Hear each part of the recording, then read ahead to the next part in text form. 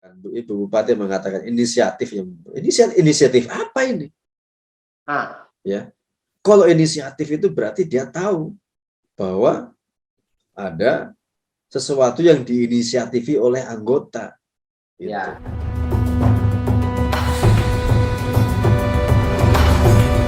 Ya, Bismillahirrahmanirrahim. Assalamualaikum warahmatullahi wabarakatuh. Assalamualaikum warahmatullahi wabarakatuh. Teman-teman sekalian, alhamdulillah. Mohon maaf, ini saya sedang berada di kampung sekarang gitu ya. Jadi saya sudah seminggu sebenarnya mudik, menikmati menikmati fasilitas kelonggaran negara, bahwa tahun ini kita sudah agak diperlonggar mudik meskipun ada banyak, tetap ada beberapa syarat gitu ya. Bagi yang belum vaksin maka tentu harus PCR. Kalau mau vaksin satu kali masih harus PCR. Sekarang saya di kampung saya sekarang, jadi saya lagi di rumah orang tua di kampung namanya Desa Singa. Wow. Desa Singa di jadi bukan Desa Harimau, Pak Win. Ini Desa Singa gitu ya, Desa Singa, Kabupaten Bulukumba. Ini sebenarnya agak menarik karena ya sedikit agak promosi daerah dulu gitu ya. Ini daerah karena kita mudik.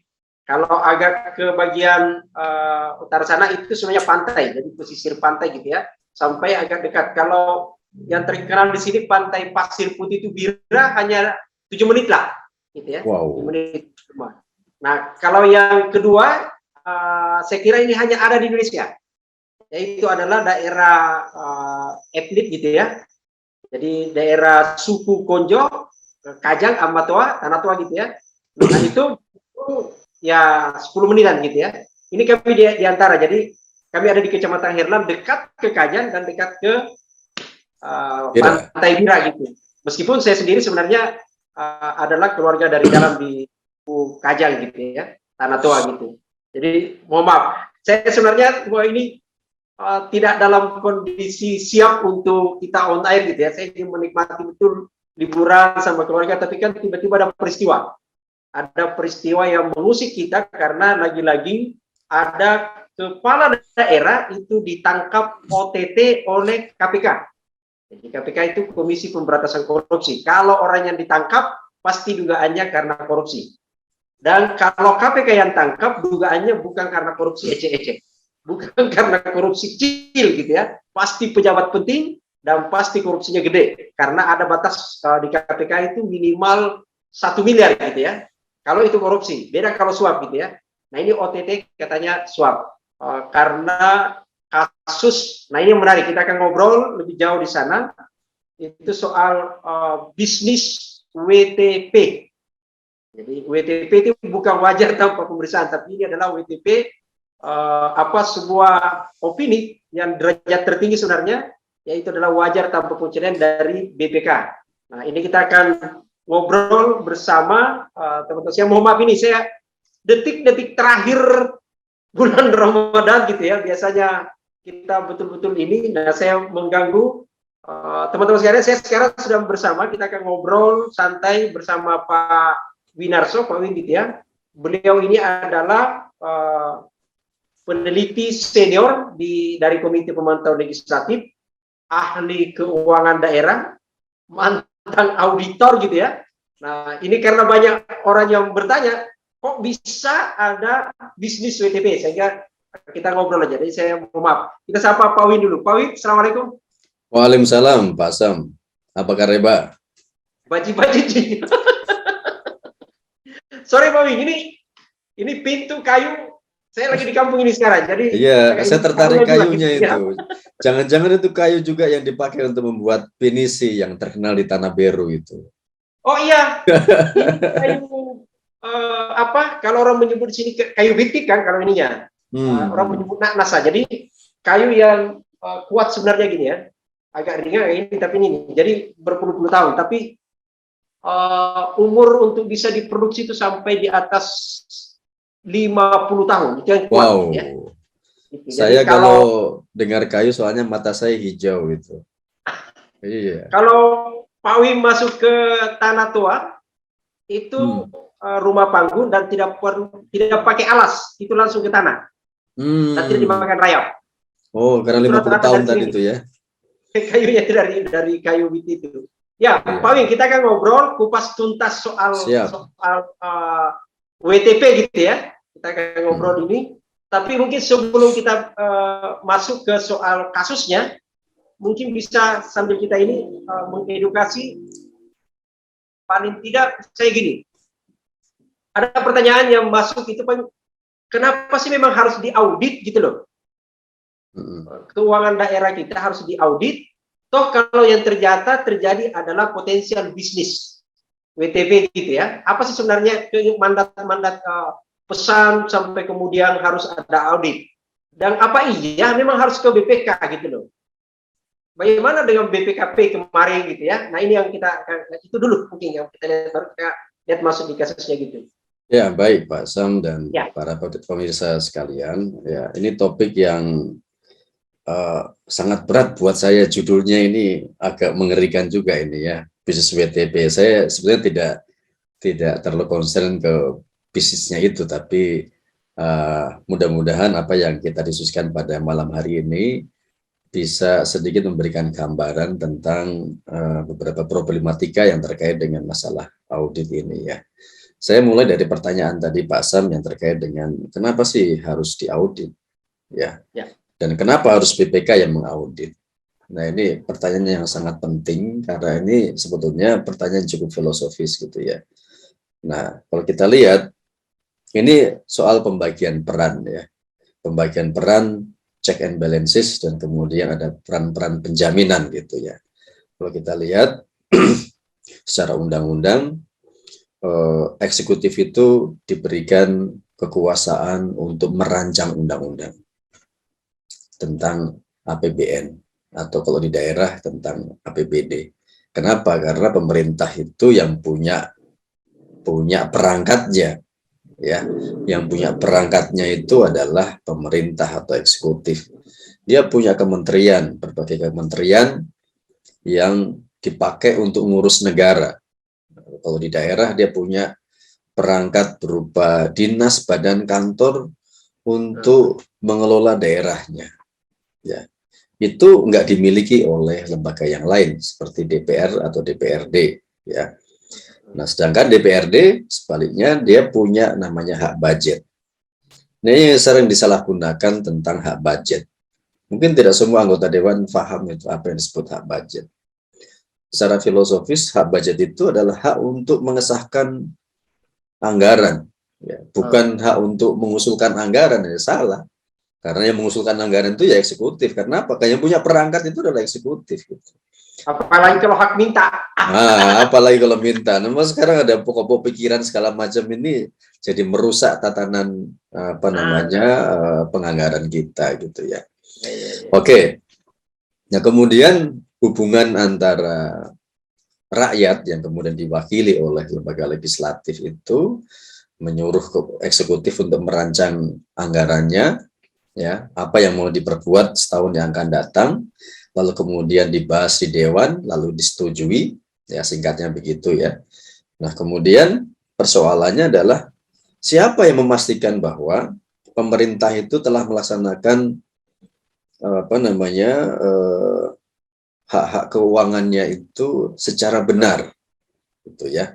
Secara benar dalam arti apakah kas negara atau kas daerah itu telah digunakan secara optimal, mencapai tujuannya secara efisien, efektif, sesuai dengan yang digariskan dalam APBN atau APBD itu. Ya, maka kemudian ada namanya lembaga negara yang diberikan tugas oleh undang-undang itu untuk melakukan audit keuangan negara. Dia adalah Badan Pemeriksa Keuangan Republik Indonesia atau BPKRI. Ya, pada masa yang lalu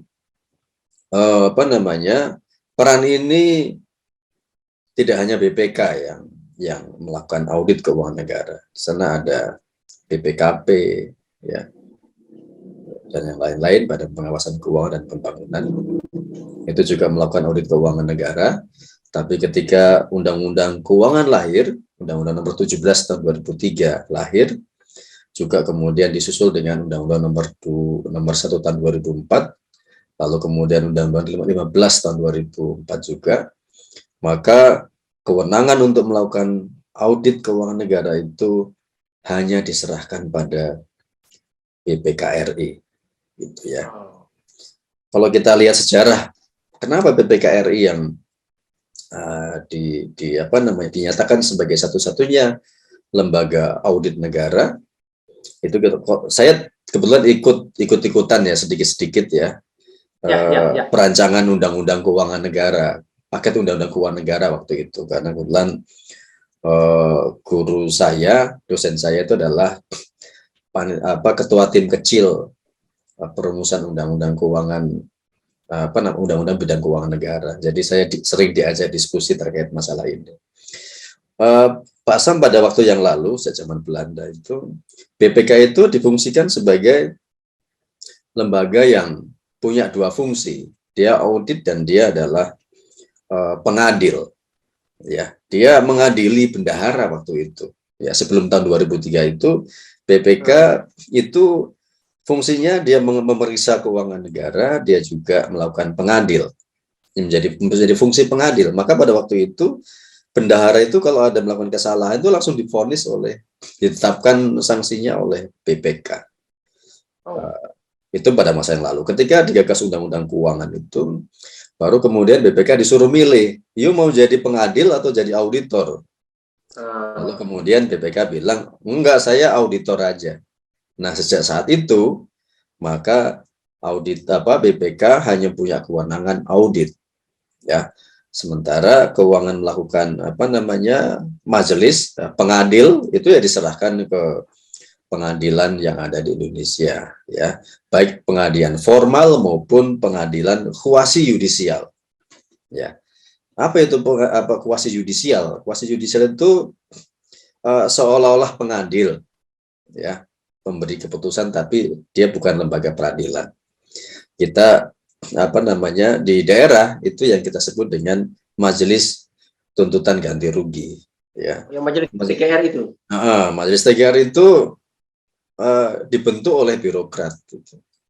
Yang gunanya adalah menetapkan kerugian negara. Kenapa? Karena menetapkan kerugian negara itu tidak dimiliki oleh BPK. BPK itu cuma auditor. Dia tidak punya kewenangan untuk menetapkan kerugian negara, nggak bisa.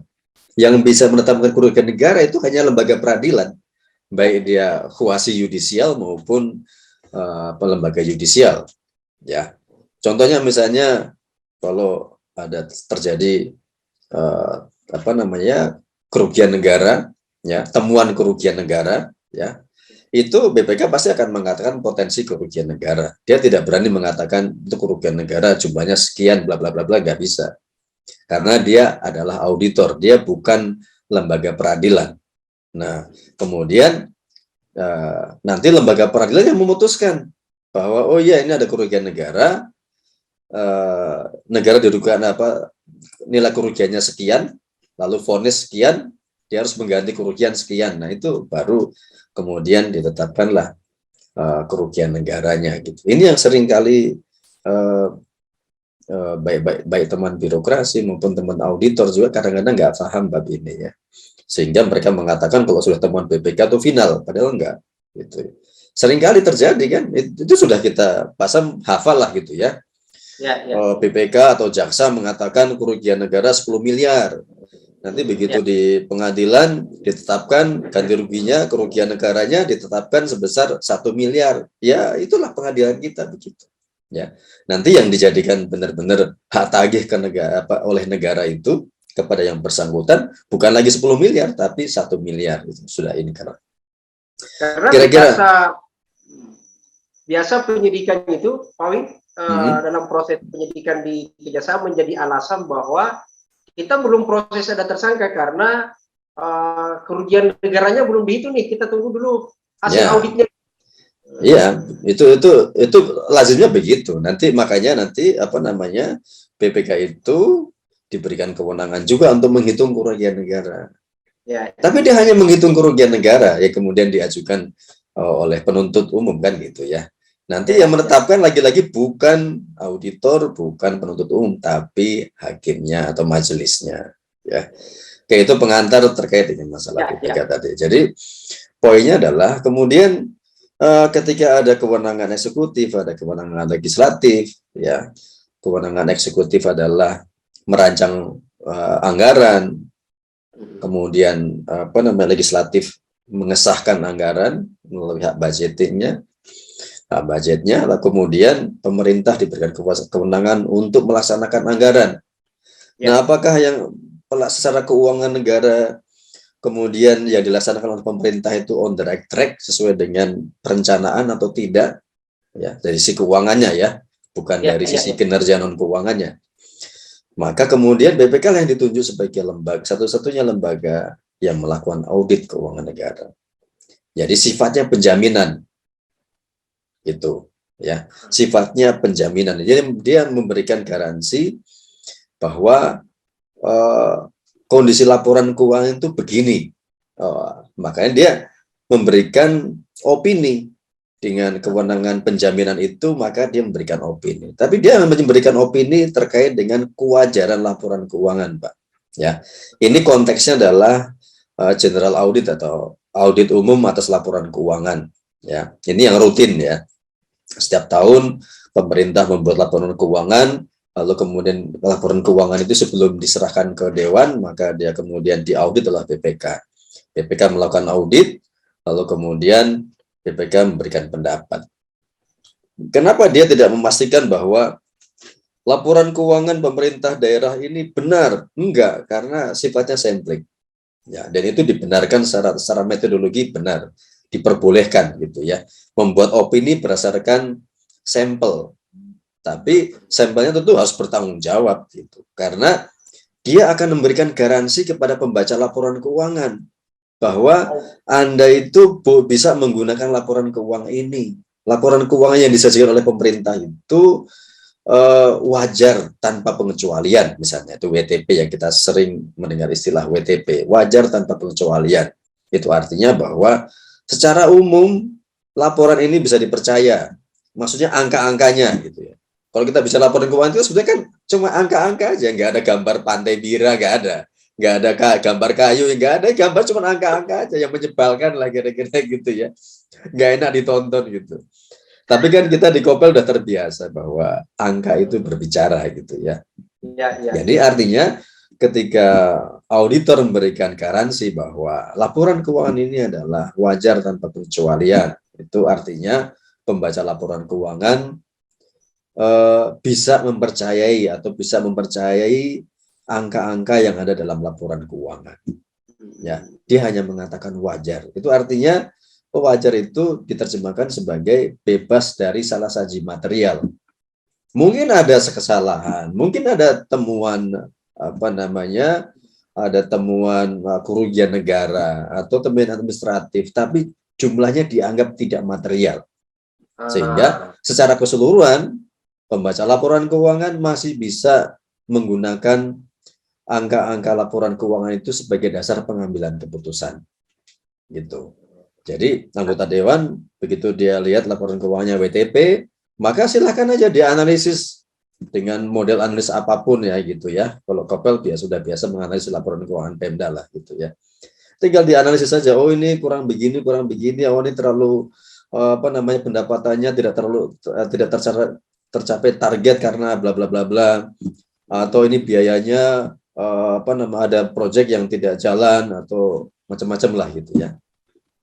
Itu bisa tinggal dianalisis. Ini ada poin. Jadi ini pertanyaan itu kan misalnya gini. Ini kan bisnis WTP gitu ya. Apa sih urgensinya WTP itu? Lalu kemudian ditarik ke belakang misalnya disebut ini kan audit general, sampel gitu ya, sampling gitu ya. Sampai kemudian coba mengkait-kaitkan apakah sama sampling survei dan ini gitu. Bagaimana sih menentukan misalnya dari itu tadi kita langsung masuk ini contoh ya. Jadi kan yang terjerat kasus WTP ini kan ada banyak lah kepala daerah gitu ya. Dan terkini ini kan Bupati Bogor yang diduga karena ada keinginan WTP lalu kemudian akhirnya terseret dalam kasus OTT. Meskipun ada muncul istilah lagi IMB, gitu ya, inisiatif membawa bencana. Ya, nanti kita ulas. Tapi pertanyaan sebelum ke situ dulu, ini kan disebut bahwa samplingnya gimana sih sebenarnya menentukan itu? Karena Misalnya dalam 9 triliun itu apakah berdasarkan jumlah total budget atau apa ya? Atau karena ada standar-standar lain. Misalnya gini, yang paling banyak disorot oleh publik itu kan sebenarnya di Bogor adalah satu itu soal infrastruktur gitu, benar gitu ya. Jadi soal infrastruktur pendidikan, infrastruktur jalanan, PUPR lah gitu. Lalu kemudian di bagian promosi wisata, lalu kemudian pinjaman daerah macam-macam dari situ. Nah, standar-standar itu yang mana sih sebenarnya? Karena ada juga menyebut, wah kalau ini bisa pesanan nih, kalau sampling gitu ya. Ini tas siapin loh, ini Anda audit, lalu kemudian ini disiapin. Ya, baik Pak Sam, itu tentu tidak sama dengan kita melakukan survei yang seperti biasa, survei pilkada, elektabilitas dan seterusnya ya. Tentu karena ini adalah soal keuangan gitu ya. Jadi kita pasti tidak mungkin kita melakukan audit dengan menggunakan random sampling misalnya gitu. Khawatirnya malah yang kena yang tidak material gitu. Jadi dalam dunia akuntansi itu ada namanya asas materialitas gitu. Materialitas itu terkait dengan pasti dengan jumlah sebesar mana bahwa sebuah temuan itu dianggap material dan mempengaruhi opini ya. Biasanya sih setahu saya dalam standar audit BPK itu sudah ada tuh rumus-rumus mengenai ketentuan mengenai jumlah sampel bla bla bla segala macam itu pasti ada ya. SOP-nya pasti ada. Saya sebetulnya tidak terlalu tertarik membicarakan apakah ini bisnis WTP ya, tapi nanti Pak Sam bisa menyimpulkan sendirilah saya gitu ya. Silakan nanti disimpulkan seperti saya normatif aja. Karena bagaimanapun juga saya juga harus menjaga etika profesi saya juga. Nanti saya digusur dari gelar CA saya nanti kalau gitu. Jadi saya cuma berdasarkan pengalaman aja gitu ya. Nanti kita akan lihat di mana lubang-lubangnya gitu ya. Jadi saya kembali ke pertanyaan awal tadi itu. Seberapa penting sebetulnya sebuah daerah itu mendapatkan opini WTP. WTP itu wujud akuntabilitas dalam bidang keuangan, Pak. Jadi hukumnya menurut saya adalah wajib. Semua daerah atau semua pemerintahan, lembaga negara yang menggunakan dana APBN, APBD, ya, itu wajib hukumnya laporan keuangannya itu opininya tuh WTP. Karena itu menunjukkan bahwa sebuah lembaga itu mampu mempertanggungjawabkan pengeluarannya maupun penerimaannya itu secara baik. Ya, sama seperti misalnya kalau kita dalam dunia perusahaan itu kalau mau sahamnya mau dijual ke publik, ke bursa, salah satu salah satu syaratnya itu adalah opininya dari akuntan publik yang mengaudit itu harus WTP, wajar tanpa pengecualian, tanpa paragraf penjelas, 2 tahun berturut-turut, ditambah syarat satu lagi, yaitu kondisinya sehat. Ya, sehat itu berbeda dengan WTP. Ya, WTP itu bisa aja rugi, tapi WTP bisa aja. Kalau dia melaporkan rugi dan kerugian itu dianggap wajar, angka-angka yang tertera dalam laporan keuangan dianggap wajar, dapat WTP dia. Tapi belum tentu sehat. Itu meskipun dia rugi gitu ya. Makanya kalau mau masuk bursa, ya harus sehat dan harus WTP. 2 syaratnya gitu. Nah, jujur tapi tidak sehat. Kira-kira gitu. Katanya sehat tapi tidak jujur, kan kacau itu. Karena ini kan pertanggungjawaban penggunaan duit, Pak Sam. Jadi pemerintah daerah itu, bupati, kepala daerah, kepala negara itu diberikan kewenangan besar untuk menggunakan, dia boleh mengambil dari kas negara, kas daerah untuk membiayai pembangunan daerahnya atau negara.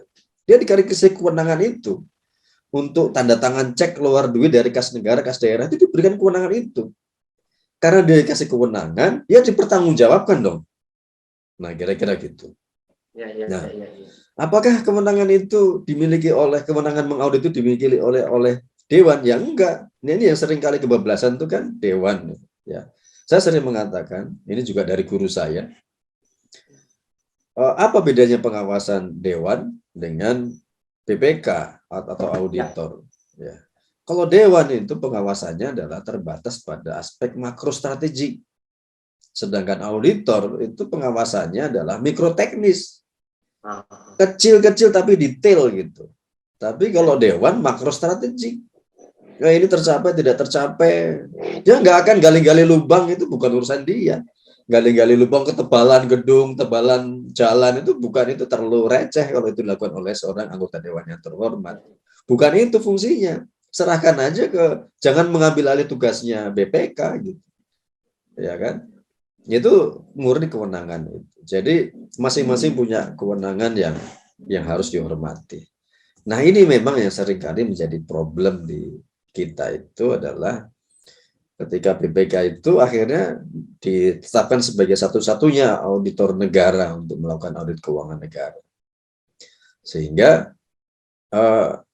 pemerintah daerah nggak bisa milih auditor yang lain kecuali BPK, kira-kira gitu ya. Walaupun saya mendengar ke depan BPK akan menyerahkan audit keuangan negara itu pada kantor akuntan publik ya, misalnya. Tapi itu nantilah gitu. Sekarang kita lihat faktanya adalah masih dilakukan oleh BPK. Dia punya tanggung jawab yang besar dan strategik, ya. Nah, ini yang kadang-kadang sering jadi godaan, Pak Sam, ya. Ya. Karena saya juga pernah merasakan di posisi itu, gitu ya. Godaannya itu luar biasa. Ketika kita melakukan audit dan tanda tangan saya sebagai ketua tim itu bisa sangat tajam, kira-kira gitu ya. Ya. Nah, sehingga saya mengkhawatirkan memang di apa namanya, ketika jangka panjang kondisi ini dipelihara, ya, ini akan memang sangat membahayakan dalam dunia audit mengaudit ini. Ya, saya kasih contoh sederhananya kira-kira beginilah. Orang yang diberikan kewenangan besar, ya, kan ada gium tuh ya dalam bahasa hukum, meskipun mungkin tidak sama-sama tidak tepat, tapi menurut saya itu bisa terjadi dalam dunia audit gitu ya. Power tend to corrupt. Absolute power corrupt absolutely. Ya, kekuasaan itu cenderung menuju pada korupsi. Ya. Kalau kekuasaan itu mutlak, absolut, maka korupsinya juga absolut. Kira-kira begitulah gitu. Nah, ini juga godaan-godaan seperti ini sangat terjadi, sangat memungkinkan terjadi dalam dunia audit, ya, audit apapun lah gitu ya. Dulu kita ingat yang bukan auditor keuangan negara ya, tapi diberikan kewenangan audit ya, misalnya teman-teman di Kementerian Keuangan khususnya di Dirjen Pajak pada masa yang lalu ya, itu diberikan kewenangan melakukan audit, diberikan kewenangan yang sangat besar itu tim audit itu diberikan kewenangan yang sangat besar sampai dia bisa menetapkan jumlah pajak yang terutang yang harus dibayar oleh sebuah perusahaan. Coba Pak Sam bayangkanlah, misalnya sebuah perusahaan menjadi pengadil kalau dia. Perusahaan-perusahaan besar ya, nasib berapa pajak yang harus dibayar itu ditentukan oleh tim audit, ya kan? Misalnya dia harus bayar 100 miliar. Ya, mana ada pengusaha yang mau bayar 100 miliar, yang bayar pajak gede-gede, kan kira-kira logikanya kan gitu. Kalau bisa kecil ngapain besar? Ya kan? Nah, itu pada masa yang lalu sebelum Dirjen Pajak melakukan reformasi, wah ini Pak Sam bisa ngelihat lah kayak hidup teman-teman pajak, bukan masalah ini, tapi ini kan masalah satu situasi yang dikondisikan oleh sebuah lingkungan yang menjadikan dia seperti itu. Gitu. Saya sangat yakin itu teman-teman saya, teman-teman alumni saya itu orangnya baik-baik, bagus-bagus, berintegritas. Itu. Tapi ketika dibombardir terus setiap hari, selama bertahun-tahun ya tergantung moralnya, moral hazardnya gitu ya. Kalau yang tetap baik-baik ya bisa jadi baik ya. Tapi kan kalau ini sulit. Agak masuk ke ini Pak Win. Kita agak masuk ke kasus, nyinggung sedikit ke kasus Bu Ade Yasin gitu ya, Bupati Bogor. Ini kan ada orang dari BPK, auditornya gitu, anggota tim gitu ya, kan jadi tersangka. Nah itu sampai kemudian muncul istilah bisnis WTP. Apakah itu memungkinkan atau sebenarnya di level mana sih sebenarnya titik rawan itu? Apakah di bawah atau di? Oke, baik. Tadi saya coba mencoba menggambarkan situasi menjadi lembaga atau orang yang diberikan kewenangan yang sangat besar ini tadi itu ya. Ini bukan hanya terjadi di BPK ya. Tadi saya contohkan pegawai pajak atau mungkin di mohon maaf di model ke level-level kepolisian yang menentukan ini SIM lulus atau tidak dan seterusnya, itu juga memungkinkan seperti itu. Jadi potensi untuk berbuat kekerasan dalam keuangan negara itu juga banyak kasusnya. Ini kita bicarakan BPK. Jadi saya tidak hanya menyorot cuma BPK, tapi juga lembaga yang lain yang harus juga di warning gitu ya. Pajak sudah bisa mereformasi dirinya walaupun tidak masih ada belang-belang ya itu ya, namanya juga sistem pasti ada kelemahannya lah kira-kira gitu ya. Tapi kalau kulihal itu perubahan di pajak menurut saya cukup signifikan ya yang bisa dicontoh. Nah, lembaga audit kita juga sama. Dulu BPK itu enggak ada harganya kira-kira gitu, masih kalah pamor dibanding BPKP.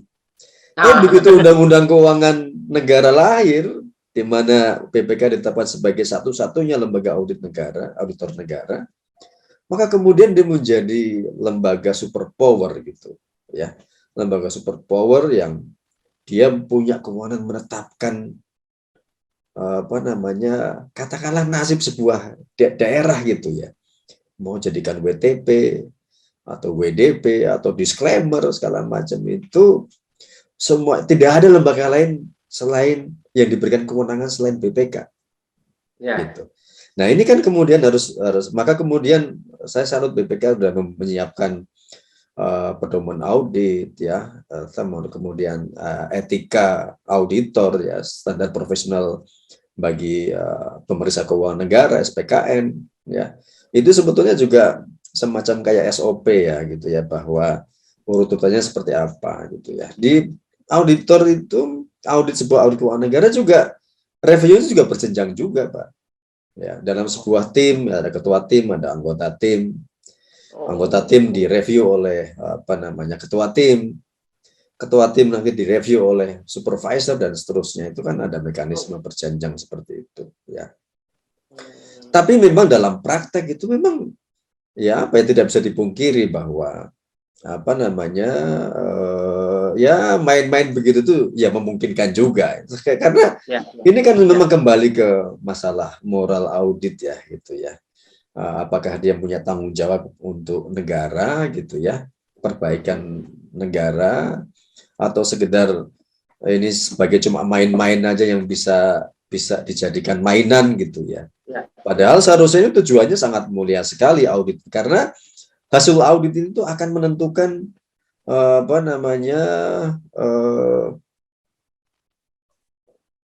kualitas pembacaan dari pengguna laporan keuangan. Pengguna laporan keuangan Pemda ini kan bukan hanya anggota dewan. Anggota dewan jangan-jangan nggak bisa juga baca laporan keuangan itu, ya kan? Tapi angka-angka laporan keuangan ini kan menarik bagi penelitian ya, bagi dunia akademisi. Daerah ini miskin, daerah ini cukup kaya, daerah ini bahkan kita pernah kan di Kopel juga pernah membuat penelitian terkait dengan peringkat kesehatan keuangan daerah ya. Itu sebetulnya bagus juga kita coba simulasikan untuk daerah misalnya di Jawa Barat lah misalnya gitu ya, atau Sulawesi. Nanti tuh kita buat itu, Bung. Iya, karena sampai hari ini nggak ada lembaga yang berani membuat peringkat kesehatan keuangan daerah itu. Kita udah punya toolsnya sebetulnya. Nah, saya kembali ke topik yang awal itu ya. Jadi ini murni sebetulnya, saya tidak mengatakan bahwa ketika ada kejadian tangkap tangan seperti di Kabupaten Bogor itu ya, lalu kemudian saya tidak berani mengatakan itu pasti kejadian sistemik yang terlibat itu di BPK itu dari A sampai Z kena semua. Dalam dunia itu nggak begitu, belum tentu juga. Saya misalnya saya nih Pak Sam, saya disuruh jadi ketua tim nih, misalnya gitu kan. Yang menentukan sampel kan saya. yang menentukan bahwa ini sampel ini diangkat atau tidak, kan saya punya kewenangan itu. Saya bisa ngatur-ngatur misalnya apa namanya, saya bisa aja ngatur misalnya ke anak buah saya yang itu, coba kamu dalami apa namanya pemeriksaan yang dinas anu, ya. Ya. Nanti begitu, ini pernah kejadian di saya juga soalnya waktu jadi anggota tim kan gitu. Ini kamu dalami, anggota saya bilang ditekuni bener-bener, wah ada temuan besar nih, fiktif 10 miliar misalnya gitu. Ya. Tapi ini kan baru laporan anggota tim, Pak, kepada saya selaku ketua tim misalnya gitu. Saya bisa aja tidak melaporkan kepada supervisor saya. Kalau saya tidak menulis di dalam laporan bahwa ada temuan itu, mau apa? Oh. Kan begitu. Bisa aja seperti itu. Karena ya tim, ketua tim, saya misalnya saya ketua tim punya kewenangan menentukan, saya membagi tim saya, misalnya gitu ya. You bagian audit dinas A, B, C, D, F, G. You bagian FGH dan seterusnya. Saya bagi-bagi tim dalam bentuk dinas-dinas, ya, sesuai dengan dinas yang saya akan audit gitu ya. Kemudian setiap hari saya review mana yang saya kan bisa menentukan mana yang akan saya masukkan dalam laporan, mana enggak. Tanpa ketahuan supervisor, kan itu bisa memungkinkan. Tanpa ada keberatan dari anggota tim. Ya kalau anggota tim tinggal manut-manut aja. Manut aja. Ya paling-paling ngomel aja gitu kan gitu, apa namanya, ya begitulah gitu. Tapi ini kan Pak Win? Ini dalam kondisi yang culas gitu ya. Saya bilang ini kalau mau culas, tapi saya tidak yakin, saya sangat yakin ya teman-teman BPK itu sangat banyak yang saya kenal, yang saya tahu tuh masih sangat banyak yang mereka adik-adik kelas itu yang berintegritas tinggi, nggak mau disuap, ya bekerja dengan benar. Ya walaupun dalam beberapa hal saya sering lihat salah temuan ya biasa aja lah itu. Nah ini masalah posisi ya Pak Sam ya. Saya sering mengatakan bahwa kalau dalam dunia hukum itu ada istilah, dalam dunia peradilan itu adalah equal before the law gitu ya. Saya sering mengatakan ada juga sering kejadian itu unequal before the auditor. Kira-kira gitu. Dan ini kondisi ini sangat, saya memahami psikologi antara auditor dengan auditan. Ya. Auditor itu orang yang mengaudit, auditan itu orang yang diaudit. Saya mencoba memahami hubungan auditor dan auditi ini sebagai sebuah ketidakseimbangan. Gitu. Ya, saya melihat dalam prakteknya itu banyak teman-teman auditan itu yang terpasar-pasar aja begitu apa kata BPK, apa kata auditor gitu. Kalau toh dia membantah itu, wah jangan deh. Itu yang saya mau ini Pak Win. Ya. Itu saya apa ya agak kan sebenarnya orang pemerintah eksekutif itu kan punya hak jawab mengklarifikasi audit kan. Itu dinyatakan dalam undang-undang itu Pak. Undang-undang keuangan negara itu. Nah iya. Gimana ya? Tidak pernah menggunakan itu. Udahlah, bikin aja. Pak Sam, yang pegang pena ini siapa? Ya, yang pegang pena untuk menentukan apa namanya opini auditor siapa? Gitu kan? Dia punya kewenangan yang sangat walaupun bisa dibuat katakanlah secara teoritis temuan begini-begini WTP, kalau temuan begini adalah WDP, temuan begini disclaimer, bisa aja seperti itu. Cuma yang pegang tetap siapa? Kalau saya tekan misalnya, ini temuannya begini ya, oh bukan begitu Pak, menurut saya begini. Kalau enggak, temuannya adalah disclaimer. Ya takut atau Pak Pemda digituin. Ya kan kalau ada auditor nakal-nakal kan begitu ya. Nah, dalam posisi menyalahgunakan pena gitu. Ya menggunakan pena gitu ya kan. Ya kan kalau supervisor kan tahu beres saja kalau udah. Bagaimana Win itu kamu apa namanya auditnya gimana? Mana laporanmu? Dibaca, dilihat, review laporannya, laporan draft laporannya gitu kan. Tapi kalau temuan-temuan yang saya sembunyikan tadi nggak masuk, saya masukkan laporan kan dia nggak akan nggak akan nanya Pak. Iya. Nah saya lihat, saya coba baca di sepintas ya apa namanya temuan apa namanya di Kabupaten Bogor ini. Saya justru ya kan Bogor ini ada orang BPK, ada PUPR Pak Win, diambil. Nah iya, kalau dari sisi, kalau saya melihat siapa sih yang dijadikan tersangka di pihak birokrasi, ternyata kebanyakan adalah dinas PUPR. Kalau menurut saya punya feeling ini bukan karena apa namanya, bukan karena masalah opini, bukan karena mau nego opini. Ini pasti ada temuan kerugian negara di situ yang jumlahnya cukup material, tapi dipelesetkan ke opini. Kan kira-kira pemain tuh begini Pak, kalau misalnya saya lihat begini ya, kalau di hadapan pilihan WTP tapi ada temuan kerugian negara yang sangat material, cukup material, ya, tapi tidak pengaruh opini lah, misalnya gitu ya. Anggaran Pemda misalnya 4 triliun, ada temuan misalnya 10 miliar atau 30 miliar, kan nggak material, nggak akan pengaruh opini itu, nggak akan pengaruh opini, tetap aja dia apa namanya mendapat WTP. Tapi kalau sebaliknya pilihan lain, ini saya apa namanya saya close kasusmu ini, tapi kamu apa namanya WDP, dia pasti pilih WDP, nggak ada masalah. Karena kalau kerugian negara itu kan ancamannya lebih apa namanya ya lebih berat lah kira-kira gitu ya. Dan saya khawatir kasus di Kabupaten Bogor ini bukan murni opini, jangan-jangan ada sesuatu yang disembunyikan, ada yang mau ditutupi lah kira-kira gitu ya dari kasus kerugian negara, karena tersangkanya PUPR. Apa urusannya PUPR sama opini, walaupun bisa aja dikait-kaitkan gitu ya. Kalau sekian miliar maka kamu harus selesaikan temuanmu nih, kalau enggak kita bisa jadi WDP nih, maka negolah misalnya gitu ya. Karena kan ada pernyataan di situ Pak Win, ada pernyataan IMB. Saya awalnya kira itu izin membangun bangunan gitu loh. Ya, ternyata inisiatif yang membawa bencana. Membawa bencanaan lagi, iya. Tidak nih kan? Jadi saya khawatir kan gini, kalau dia mengatakan, Ibu Bupati mengatakan inisiatif apa ini? Ya, kalau inisiatif itu berarti dia tahu bahwa ada sesuatu yang diinisiatifi oleh anggota. Gitu. Ya. Harusnya begitu dia tahu langsung stop gitu loh. Ini harus dibedakan loh Pak. Kalau misalnya saya bupati, wajar saya menekan ke anak buah bahwa terutama Badan Pengelola Keuangan, ya PPKD, Pejabat Pengelola Keuangan Daerah, Bendahara Umum Daerah, saya nggak mau tahu pokoknya tahun ini harus WTP. Ya boleh aja. Itu malah harus begitu kan gitu.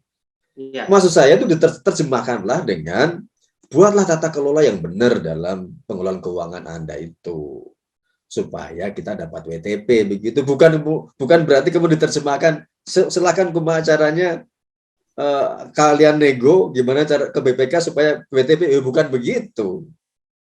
Ya kan? Harusnya kan begitu. Ya, bupati itu menurut saya hampir semua bupati itu kepala daerah pasti akan memberikan target kepada PPKD-nya agar pengelolaan keuangan di daerahnya itu rapi, bagus, dan dapat WTP. Itu target biasa aja, itu target kinerja kan gitu. Ya. Sama seperti bupati, wali kota, gubernur memberikan target dinas kesehatan. Saya nggak mau tahu pokoknya gimana caranya supaya angka kematian bayi ini turun. Atau memberikan target kepada dinas pendidikan, gimana caranya kamu harus bikin program supaya tingkat putus sekolah itu rendah. Kan begitu, itu biasa saja, itu wajar dan harus menurut saya gitu. Cuma kemudian diterjemahkan oleh anggotanya misalnya gitu, saya nggak mau tahu gimana caranya harus bisa WTP atau harus tidak ada temuan di dinas saya. Nah ini yang seringkali jadi blunder gitu ya. Dan memang ini adalah mekanisme yang harus kita semua harus menyadari ini gitu ya, bahwa ada yang salah dalam pengelolaan kita itu. Terutama saya mewanti-wanti juga bahwa harus ada keseimbangan inti antara auditor dengan auditan. Ya, kalau kekuasaan yang terlalu besar, ya ini juga bisa apa namanya menjadikan tadi itu inequality before the auditor ya kira-kira gitu. Ya jangan begitu gitu. Awal-awal mungkin bagus tapi lama kelamaan kalau ini dipelihara terus ya, maka BPK merasa jumawa gitu yang paling benar gitu ya, sehingga kalau nggak begini maka salah gitu. Saya juga sering melihat temuan-temuan BPK ini ya walaupun tidak semua ya, di banyak daerah waktu kita masih di Sulawesi Selatan tempo hari juga melihat ini temuannya kok aneh-aneh begini gitu. Seharusnya bukan temuan jadi temuan gitu. Karena saya menyadari gitu, teman-teman Pemda itu tidak dalam posisi mau berani membantah. Itu problem, Pak. Nah, itu yang saya masuk itu. Tidak berani membantah itu yang harus gimana caranya kita bisa membuat mekanisme itu ya. Saya yakin teman-teman BPK juga sudah menyiapkan SOP-nya gimana caranya, tapi lagi-lagi kembali ke lapangan sulit gitu. Itu posisi tidak ada yang bisa rebut pena itu kan? Iya gitu. Siapa yang membuat pena itu ya dia menentukan kan gitu. Nah, kita kan bicara soal reformasi, bukan reformasi. Jadi apa sebenarnya yang perlu harus dibenahi gitu ya ke depan ini. Supaya kemudian karena tidak bisa dibantah, bisnis WTP itu kan semakin mengerikan gitu loh. Celakanya WTP kemudian kalau kelihatan tuh kalau WTP pasang iklan dan macam-macam ya sukuan gitu loh. Selalu perjuangan yang begitu berat gitu ya. Saya